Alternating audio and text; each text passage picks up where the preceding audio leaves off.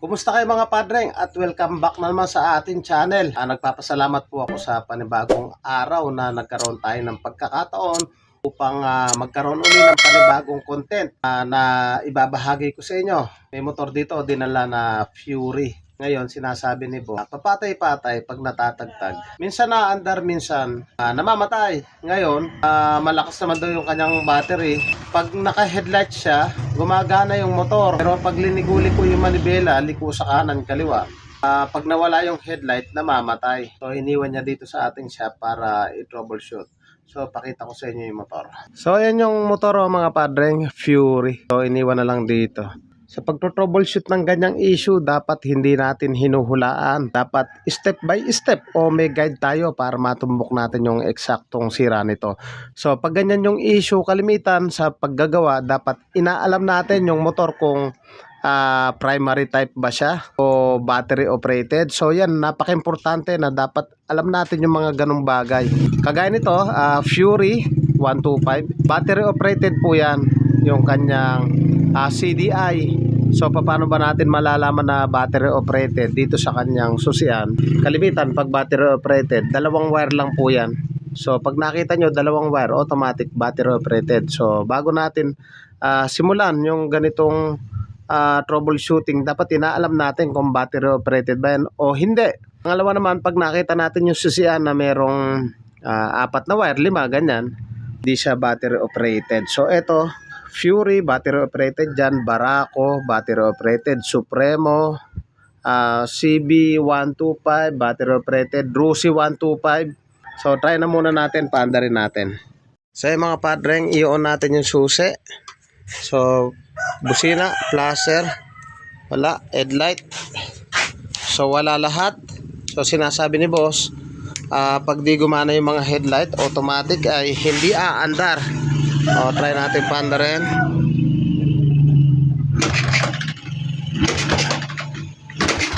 So, yun nga, ayaw nga. So, pag ganyan yung issue na ayaw nga umandar, ang gawin natin, hanapin natin yung kanyang accessories wire tsaka yung mismong positive galing sa fuse box. So, yun na nga mga padreng, binuksan ko na muna yung kanyang headlight para ma-expose natin yung kanyang susian. Ito. Sa susian, yung sinasabi ko, battery operated, lagi dalawa yung wire. So ito sa Fury, isang white, tsaka isang light brown. So yung white, ito yung dumaan ng fuse box. Pag in-on natin yung susi, ibabato yung supply dito sa brown wire. So baklasin natin yung tape, check natin gamit yung ating test light. So yung mga padreng, gamit yung ating test light, ito, nakalagay lang to sa negative. Kaya inuna natin dito sa headlight. Inuna natin mag-troubleshoot para mapakita ko yung ibig sabihin ng battery operated. So ito yung kanyang susian. Ito yung wire niya, 2 piraso. Pag 2 piraso, kalimitan, yan yung mga battery operated. So walang primary yung kanyang stator.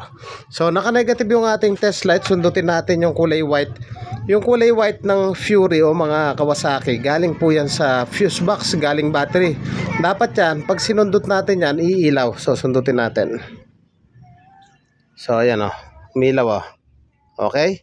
Tapos susian natin. Susian natin. Ayan, on natin. Dapat iilaw yung kulay brown.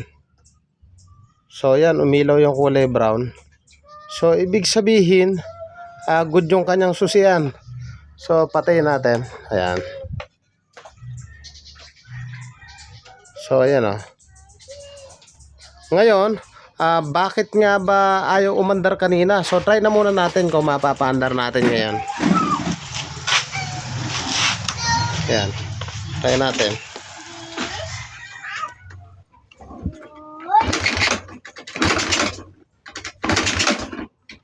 Nakapatay yata. Nakapatay nga yung kanyang baso. In-on natin.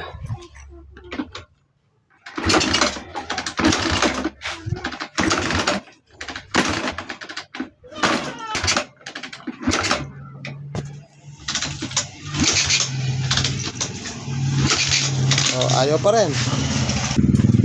Isunod natin, check natin kung may kuryente ditong lumalabas. So yan, pinasukan lang natin ng spark plug. Check natin kung may kuryenteng lalabas. Yan. Pwesto tayo.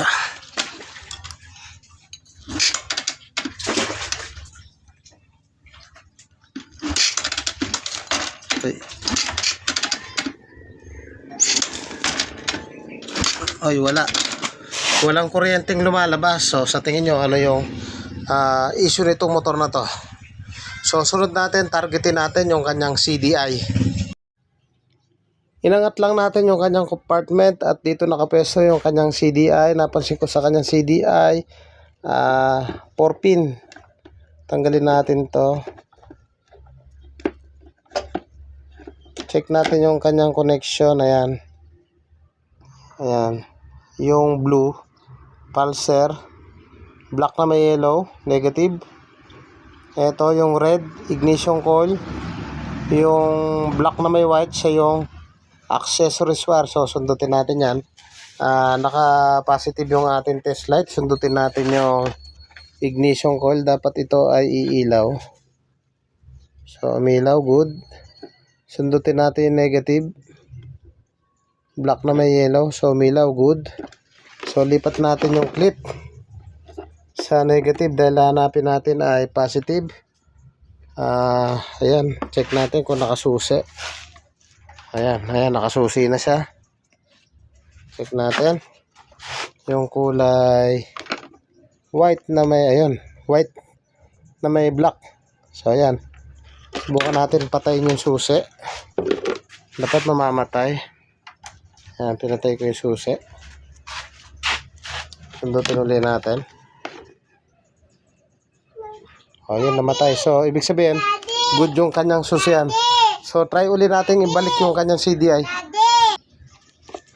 So yan, binalik uli natin yung kanyang CDI. Tapos try natin kung mapapaandar uli natin. On natin. So napansin ko nag-blink na. Dito nag-blink na siya. Kanina hindi siya nag-blink. So yan, nag-blink na siya. Kanina hindi naman nagaganyan. So try natin kung andar.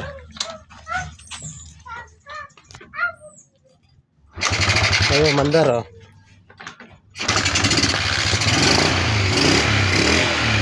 umandar siya. Umandar. Ang tanong, saan nagmumula yung issue? So sa tingin ko, kasi pwedeng maulit yan na tumirik uli. So mula nung inangat lang natin to, check natin dito sa kanyang fuse box. Check natin, tanggalin natin tong fuse box. Yan, tanggalin natin. Yun, pansinin nyo yung fuse box ayan yung pinaka terminal. Yung isa mataas, ito mataas. Yung isa malalim. Siguro kagaya niya pag inon natin, wala siyang flasher na nag-blink. Try natin start.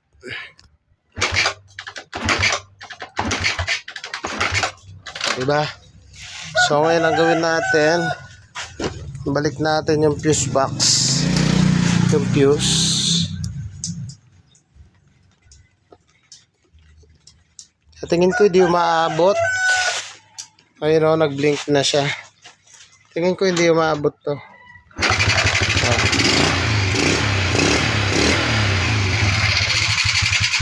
Ngayon, umaandar na siya. Isa pa. Andarin natin. Umaandar na siya. Try natin bunutin to. Namatay. Isa pa. Andarin uli natin. Maandar. Taas natin yung minor. Ayan. Maandar. Tanggalin ko to. Dapat hindi mamamatay. So yun, namamatay yung motor kapag tinatanggal yung fuse. So, ibig sabihin, merong mali. So, yung mga padeng, binalik na natin yung kanyang fuse. Ngayon, ito yung papuntang positive. Naka-negative yung ating test light. Check na muna natin yung ating test light. Dapat ilaw. So, umilaw. Ngayon, ang gawin natin, ito. Linagay ko lang dyan. Tapos, tadyakan natin. Dapat to, iilaw to pag tinatadyakan. Wala. So, ibig sabihin, ang nagpapagana lang sa kanya ay yung kanyang battery. So, may supply na nawawala. Ibig sabihin, possible na hindi kumakarga yung kanyang battery. Pag ganyan, pwedeng malobat po yan. Dapat yan, papaandarin natin itong Fury. Kahit tanggalin yung fuse, dapat yan, patuloy pa rin yung andar yan. So, yan ang susolusyonan natin. So, gawin natin dyan. Doon tayo sa kanyang left side. Ito, targetin natin yung kanyang stator. Yung white tsaka yung yellow. So, expose na muna natin to. Nabi-dabi-dam-dam. Oy, tanggal. Yun o. Nag-asin. Nag-asin, ayun o. Nag-asin tong isa. To, nag-asin. Oh, nag-asin siya. Oh, putol. Kaya pala. So, balatan ko muna. So, nag-asin, putol na pala yung kanyang connection. Oh. Buksan ko to. Tap natin dito. Okay. Sa unang video, pag tinatadyakan natin, hindi naglalabas to. Papuntang battery ito. Hindi naglalabas. Try natin ngayon, naka-negative yung ating clip. Dapat ito, iilaw to pag tinadyakan. Okay.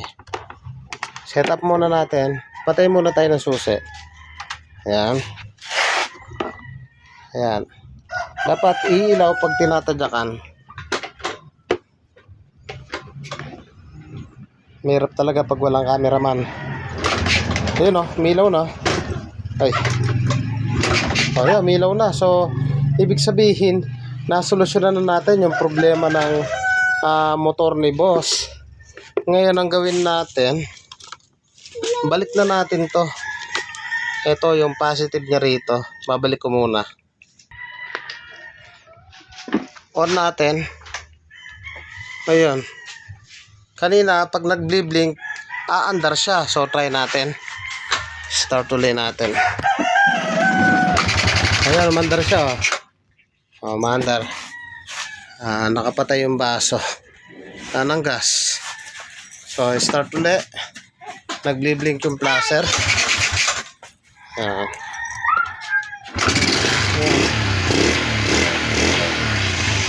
Okay.